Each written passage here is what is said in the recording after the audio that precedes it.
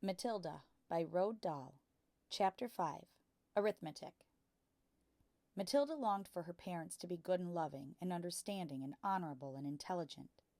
The fact that they were none of these things was something she had to put up with. It was not easy to do so. But the new game she had invented of punishing one or both of them each time they were beastly to her made her life more or less bearable. Being very small and very young, the only power Matilda had over anyone in her family was brain power. For sheer cleverness, she could run rings around them all. But the fact remained that any 5-year-old girl in any family was always obliged to do as she was told, however asinine the orders might be. Thus, she was always forced to eat her evening meals out of TV dinner trays in front of the dreaded box. She always had to stay alone on weekday afternoons, and whenever she was told to shut up, she had to shut up. Her safety valve, the thing that prevented her from going round the bend, was the fun of devising and dishing out these splendid punishments, and the lovely thing was that they seemed to work, at any rate for short periods. The father in particular became less cocky and unbearable for several days after receiving a dose of Matilda's magic medicine. The parrot in the chimney affair quite definitely cooled both parents down a lot, and for over a week they were comparatively civil to their small daughter. But alas, this couldn't last. The next flare-up came one evening in the sitting room. Mr. Wormwood had just returned from work. Matilda and her brother were sitting quietly on the sofa waiting for their mother to bring in the TV dinners on a tray. The television had not yet been switched on. In came Mr. Wormwood in a loud check suit and a yellow tie.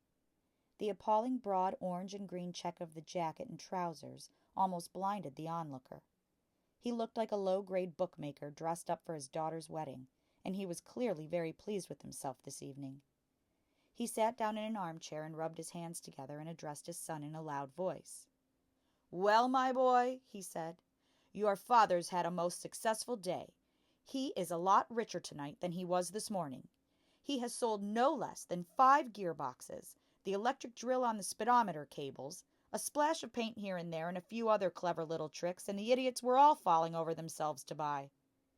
He fished a bit of paper from his pocket and studied it. "Listen, boy," he said, addressing the son and ignoring Matilda.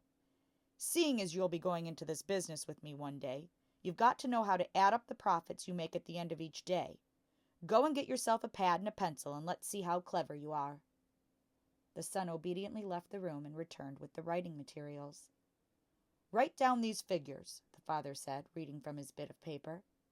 "Car number 1 was bought by me for £278 and sold for £1,425. Got that?" The 10-year-old boy wrote the 2 separate amounts down slowly and carefully. "Car number 2," the father went on, "cost me £118 and sold for £760. Got it?" "Yes, Dad," the son said. "I've got that." "Car number 3 cost £111 and sold for £999.50. "Say that again," the son said. "How much did it sell for?" £999.50, the father said. "And that, by the way, is another of my nifty little tricks to diddle the customer. Never ask for a big round figure. Always go just below it. Never say £1,000. Always say £999.50.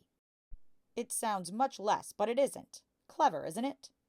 "Very," the son said. "You're brilliant, Dad." "Car number 4 cost £86, a real wreck that was, and sold for £699.50. "Not too fast," the son said, writing the numbers down. "Right, I've got it. Car number 5 cost £637 and sold for £1,649.50.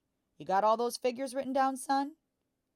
"Yes, Daddy," the boy said, crouching over his pad and carefully writing. "Very well," the father said. "Now work out the profit I made on each of the 5 cars and add up the total. Then you'll be able to tell me how much money your rather brilliant father made altogether today." "That's a lot of sums," the boy said. "Of course it's a lot of sums," the father answered. "But when you're in big business like I am, you've got to be hot stuff at arithmetic. I've practically got a computer inside my head. It took me less than 10 minutes to work the whole thing out." "You mean you did it in your head, Dad?" the son asked, goggling. "Well, not exactly," the father said. "Nobody could do that. But it didn't take me long. When you're finished, tell me what you think my profit was for the day. I've got the final total written down here, and I'll tell you if you're right." Matilda said quietly, "Dad, you made exactly 4,303 pounds and 50 pence altogether." "Don't butt in," the father said. "Your brother and I are busy with high finance." "But, Dad—" "Shut up," the father said. "Stop guessing and trying to be clever." "Look at your answer, Dad," Matilda said gently. "If you've done it right, it ought to be 4,303 pounds and 50 pence. Is that what you've got, Dad?" The father glanced down at the paper in his hand. He seemed to stiffen. He became very quiet. There was a silence. Then he said, "Say that again." 4,303 pounds 50, Matilda said. There was another silence. The father's face was beginning to go dark red. "I'm sure it's right," Matilda said. You little cheat!" the father suddenly shouted, pointing at her with his finger. "You looked at my bit of paper. You read it off from what I've got written here." "Daddy, I'm the other side of the room," Matilda said. "How could I possibly see it?"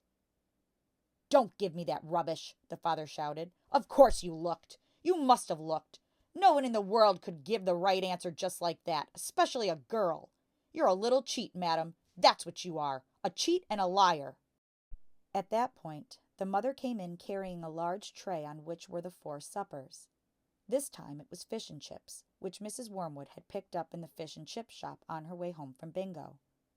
It seemed that bingo afternoons left her so exhausted, both physically and emotionally, that she never had enough energy left to cook an evening meal. So if it wasn't TV dinners, it had to be fish and chips. "What are you looking so red in the face about, Harry?" she said, as she put the tray down on the coffee table. "Your daughter's a cheat and a liar," the father said, taking his plate of fish and placing it on his knees. "Turn the telly on. Let's not have any more talk."